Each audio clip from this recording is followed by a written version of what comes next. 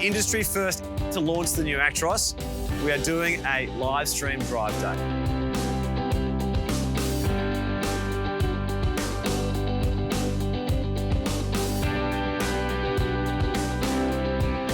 Now, you've talked about the connectivity, and obviously a lot of businesses use trucking as, well, it's a core part of their business. So, importantly, reporting back and things to do with the efficiency and the numbers are really important. And telematics, that plays a crucial role to a lot of businesses when it comes to how they run their trucks, correct?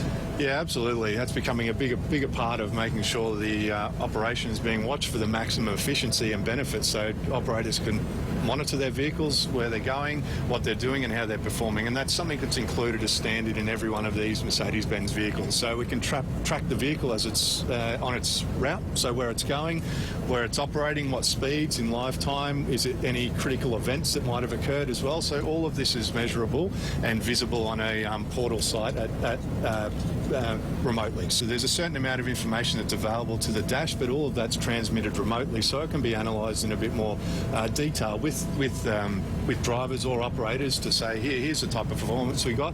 The vehicles are achieving this type of fuel consumption, so fuel consumption can be measured. How much coasting time is used, so how much we're using cruise control and proximity assists, which we'll talk to a little bit later, and PPC. So how much, so we can use it as a tool to measure how much more efficiently we can drive the vehicle and what are the opportunities for improvements. And things like collisions ahead as well, or collisions I should say, they're also fed back? Correct, that's right, Shira. So we can see that sort of detail as well if it's available on the network. Now, what about, and I trust my life to Rob, but driver behaviour is a big part of, knowing about the efficiency of the vehicle and the driver and the business, all those sorts of things. Yep. That's also part of telematics, isn't it? Yeah, a big part of it as well. So again, when we can see some of those key elements of consumption and how much time a vehicle's in cruise control and how much time it's using PPC, how much time it's in certain rev bands, we can get an indication of how the vehicle's being driven. But again, use that as a tool to help improve the efficiency of the vehicle overall, and that's all available to us as well. So in terms of trying to determine performance of a vehicle, there's a couple of key factors we know: the weight that the vehicle's pulling, the speed it's travelling, and then the type of fuel consumption and the route that it's taking. So if we know all of those things, we can start to work out, is the truck getting the best performance it possibly can, looking over a bigger pool, right? Then we can say a truck with this type of weight on this type of route should be able to achieve a certain type of fuel consumption if it's driven in the best possible way. So, because we're going to look at the telematics of this particular drive, and it's really interesting because some of it was almost a bit shocking. How good it is, I should say, not shocking bad.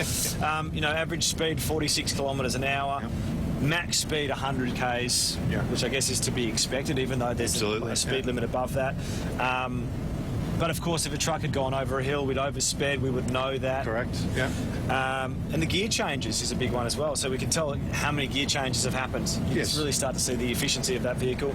Fuel consumption, so 35 litres per 100 k's. Yes, so that's for the life of this truck over the past month for this truck on various routes. And we can look at that as total averages and say this type of consumption has been achieved for this vehicle over this period of time. Yeah, that's outstanding fuel consumption, and in this application or in what this truck's been doing, that is a great fuel efficiency number or fuel consumption number.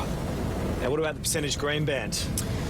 I think that's a key part, and that's one thing we can measure. So how much is a vehicle being driven in the economical band?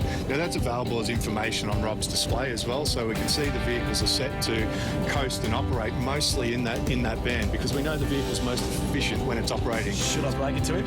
Yeah, you should. Rob, 97% in the green band, mate. Well done, Bob. Keep your job done.